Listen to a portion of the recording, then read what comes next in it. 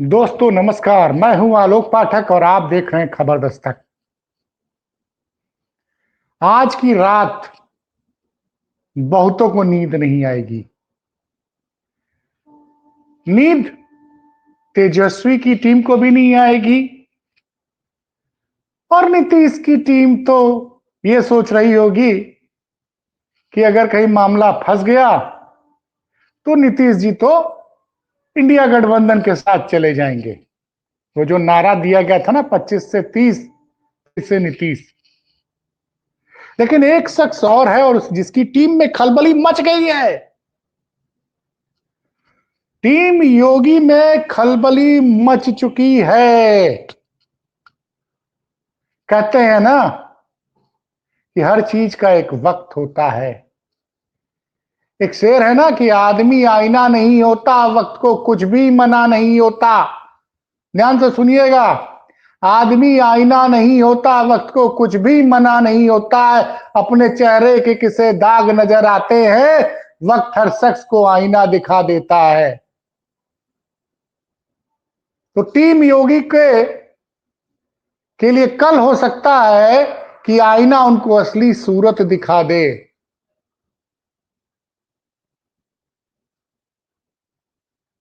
वो कहा एक लाइन और थी नहीं, आईना मुझसे पहली जैसी सूरत मांगे, मेरे अपने मेरे होने की। ये कहानी है क्योंकि टीम योगी ने सोशल मीडिया पे ट्वीट करना शुरू कर दिया है कि यूपी में योगी जी मंत्रिमंडल विस्तार करेंगे और केशव मौर्य और ब्रजेश पाठक को मंत्रिमंडल से बाहर कर देंगे। ये बौखलाहट है टीम योगी में। मतों की गिनती बिहार में होगी और जिन लोगों ने योगी राज में मलाई काटी है उनको नींद नहीं आ रही है। दरअसल उत्तर प्रदेश के एक बहुत बड़बेले नेता है ओम प्रकाश राजभर। जो भी करते हैं दिल से करते हैं। आजकल कहने को तो यूपी सरकार में मंत्री हैं लेकिन एनडीए से बहुत नाराज नजर आते हैं। उनका एक बड़ा बयान चर्चा में है। कल से लगभग 56 सेकंड का या 1.5 मिनट का वीडियो है जो काट के वायरल किया जा रहा है, जिसमें कह रहे हैं कि एक लड़के को हराने के लिए देश का प्रधानमंत्री, 5-5 मुख्यमंत्री और 80 मंत्रियों की फौज उतार दी गई थी। मंत्री किसके साथ हैं मंत्रिमंडल में? योगी आदित्यनाथ के साथ है। और हमेशा डंके की चोट पे कहते हैं मैं तो सीधे अमित शाह और मोदी से कनेक्टेड हूं। और अमित शाह और मोदी से डायरेक्ट कनेक्शन वाले राजभर साहब आज ये बोल रहे हैं, कल से बयान वायरल है। कल से ये बयान सोशल मीडिया पे वायरल है कि एक लड़के को हराने के लिए एक प्रधानमंत्री, 5 मुख्यमंत्री और 80 मंत्री लगाए गए थे। तो सोचिए कि तेजस्वी ने कितनी मेहनत की है और तेजस्वी से इतने प्रभावित हैं ओम प्रकाश राजभर। ओम प्रकाश राजभर को लोग मौसम वैज्ञानिक मानते हैं। बस एक वैसे बीच बीच वो गलतियां भी कर जाते हैं। लेकिन अगर कल बिहार में, मैंने कहा ना कि रात को 12:04 है इस वक्त समय, 12:04 AM। अंग्रेजी तारीख शुरू हो गई है 14 नवंबर। अगर तेजस्वी की सरकार बनी भाई साहब,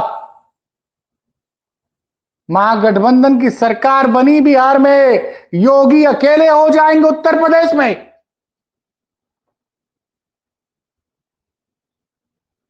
मैं फिर कह रहा हूं, अपने चेहरे के किसके दाग नजर आते हैं, वक्त हर शख्स को आईना दिखा देता है।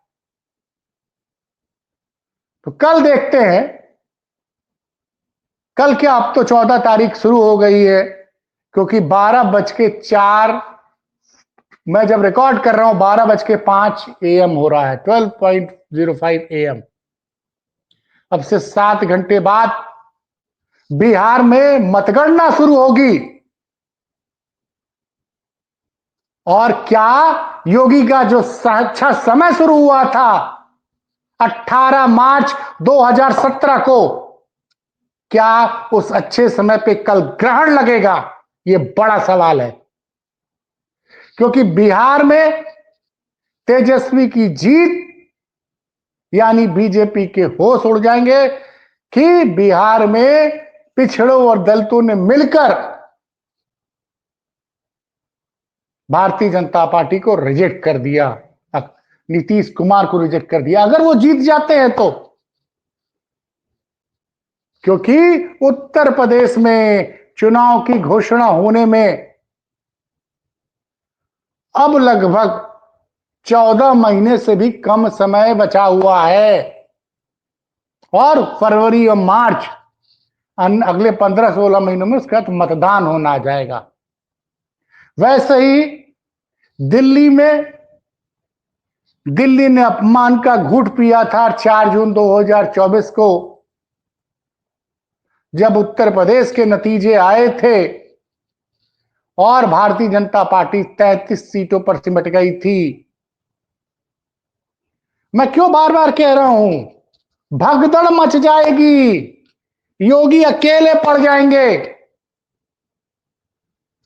क्योंकि भारतीय जनता पार्टी में 150 से ज्यादा विधायक सपा, बसपा और कांग्रेस छोड़कर भारतीय जनता पार्टी की नाव में सवार हुए थे 2015, 16, 17 में। और वो हर शख्स की निगाह है बिहार के नतीजों पर। हाँ, ये भी सच है कि बिहार में अगर एनडीए की सरकार बन गई, जेडीयू 70-75 सीट पाती है, बीजेपी 50 के आसपास रहती है, तो योगी मजबूत हो जाएंगे।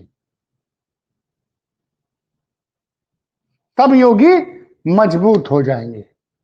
लेकिन अगर बीजेपी 70, 75, 80 पार कर जाएगी तो केशव मौर्य मजबूत हो जाएंगे। गजब का मतलब, आप देखिए ना, अखिलेश यादव ने कल प्रेस कॉन्फ्रेंस में कहा कि केशव जी ने मुझे मिठाई खिलाने की बात कही पटना एयरपोर्ट पे, नाम नहीं लिया, लेकिन इशारों इशारों में कहा कि योगी जी ये सुनकर घबरा गए कि कहीं मेरी कुर्सी तो नहीं हिल रही है। और जब जब योगी की कुर्सी हिलती है, ऐसा कल अखिलेश यादव ने कहा, तब तब वो ऐसे बयान देने लगते हैं, ऐसा अखिलेश यादव ने कहा कि जिससे धार्मिक कट्टरता बढ़ती है। और आज तो पत्रकार परवेज अहमद ने ट्वीट में बहुत कुछ लिख दिया। पत्रकार परवेज अहमद हर समय सिर्फ योगी को डिफेंड करते हैं, लेकिन दोषारोपण करते हैं अधिकारियों पर। मेरा सवाल यह है कि भाई योगी का दोष क्यों नहीं है? वो क्यों ऐसे अधिकारियों की बात सुनते हैं? मैं जरा पढ़ के सुना रहा हूं, इस ट्वीट को समझिए, पढ़िए और बार बार समझिए, क्योंकि परवेज ने जो आरोप लगाए हैं, जो भाषा, परवेज को मैं बार बार इसलिए जिक्र करता हूं, ये लिख रहे हैं, हैरत में हूं, यूपी के 99% मुस्लिम माफिया को कानूनी राहत मिल रही है। क्या कह रहा है योगी भक्त पत्रकार परवेज अहमद? ये योगी भक्त पत्रकार परवेज अहमद कहता है कि यूपी के 99% मुस्लिम माफियाओं को कानूनी राहत मिल रही। कई IAS, IPS, PCS, PPS mafia के साथ दिल्ली, मुंबई, बेंगलुरु, दुबई में रुख से नकाब हटाकर जश्न चरारा कर रहे हैं। बेनामी संपत्ति साइफन हो रही, विदेशों में जा रही, और यही अवसर मुख्यमंत्री योगी आदित्यनाथ से सरकारी योजनाओं का लाभ लेने, छोटी नौकरी और कारोबार कर रहे गरीब मुसलमानों के खिलाफ पब्लिक भाषण करा रहे हैं। देखिए, गंभीर आरोप है कि जो अफसर, इनका कहना है कि जो अफसर मुस्लिम माफियाओं से मिले हुए हैं, ये परवेज अहमद ने बाकायदे लिखा है। राज कपूर जी, ये ट्वीट जरूर लगा दीजिएगा, क्योंकि इस ट्वीट की चर्चा गोदी मीडिया नहीं करेगा। कि यही कि सुनिए, कई IAS, IPS, PPS, PCS mafia के साथ दिल्ली, बंबई, बेंगलुरु, दुबई में रुख से नकाब हटाकर जश्न चरागा कर रहे हैं। बेनामी संपत्ति साइफन हो रही, विदेश जा रही, और यही अफसर मुख्यमंत्री से सरकारी योजनाओं का लाभ लेने, छोटी नौकरी और कारोबार कर रहे गरीब मुसलमानों के खिलाफ पब्लिक भाषण करा रहे हैं।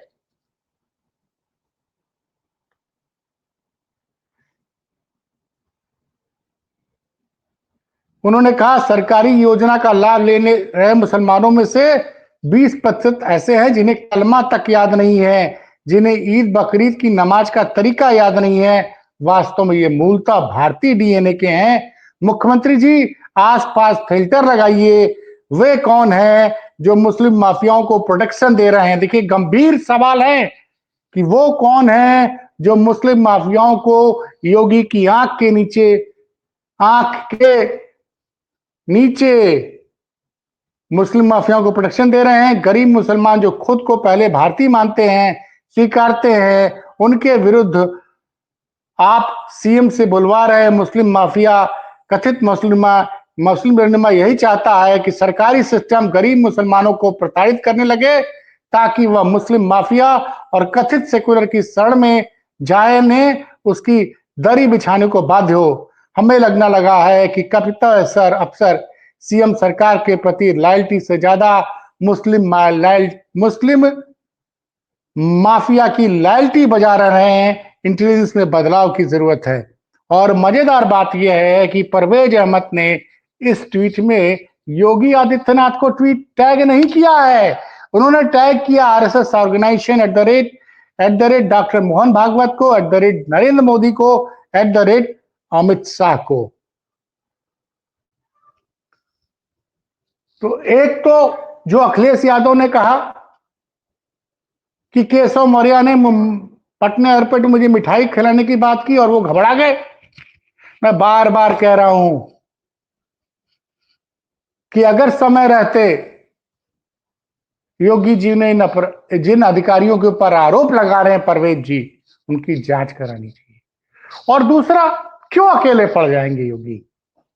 इसलिए बताया मैंने आपको, तथ्यात्मक आप जाके सर्च कीजिए। भाजपा के पास 260 विधायक हैं, सबको जाके सर्च कीजिए। 155 से ज्यादा आपको वो विधायक मिलेंगे जो पहले सपा बसपा कांग्रेस में रहे हैं, और उसमें कई तो 2015-16 तक सपा बसपा कांग्रेस में थे।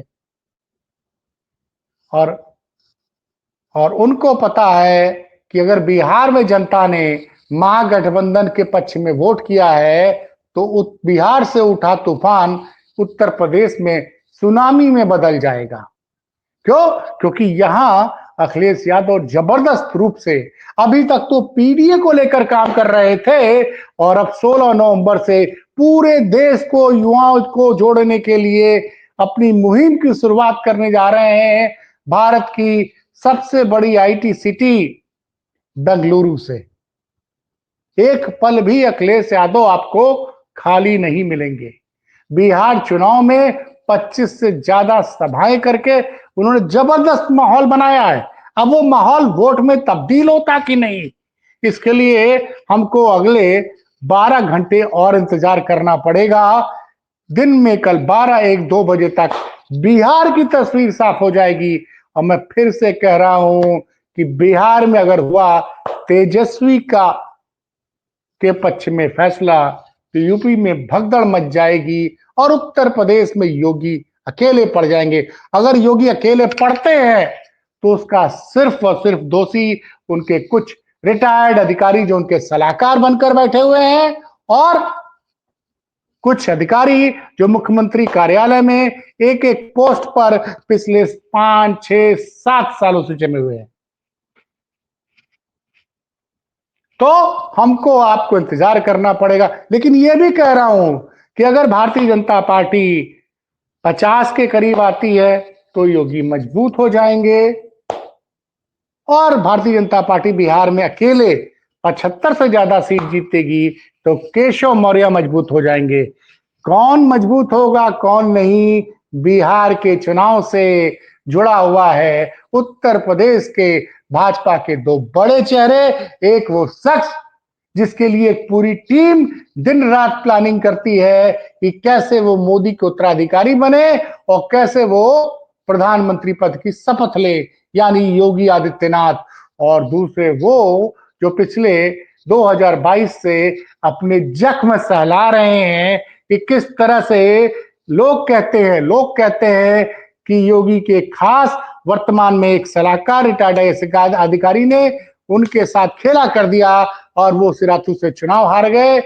और उसके बाद उनको उप मुख्यमंत्री पद से तो नहीं हटाया गया, लेकिन बड़े महत्वहीन विभाग का चार्ज दिया गया है, जिस शख्स को बिहार में मोदी और शाह ने सह प्रभारी बनाया है उसका भी भविष्य दांव पर लगा है भाजपा में, केशव मौर्य का। और केशव मौर्य किस लिए अखिलेश यादव को मिठाई खिलाने की बात कर रहे थे, इस बात का खुलासा अखिलेश यादव ने नहीं किया, लेकिन इसका खुलासा बिहार चुनाव के नतीजे आते ही आपके सामने आ जाएंगे कि अगर महागठबंधन की सरकार बनी तो भाजपा में भगदड़ मच जाएगी। और सबसे पहले भारतीय जनता पार्टी के सहयोगियों में से ओम प्रकाश राजभर भाजपा के से गठबंधन तोड़कर आगे बढ़ जाएंगे।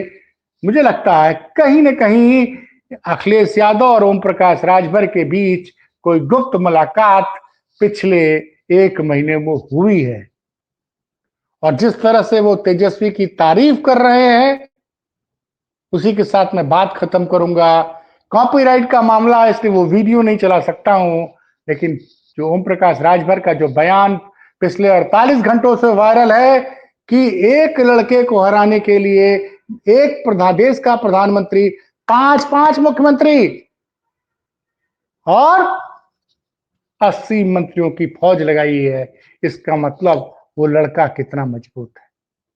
और दूसरी तरफ चलते चलते वो बयान बता दूं, वो भविष्यवाणी जो राजभर ने की है कि जब जब बिहार में 60% का मत से ज्यादा मतदान होता है 1990 की शुरुआत से, तब तब लालू यादव की पार्टी बिहार में जबरदस्त रूप से चुनाव जीतती है।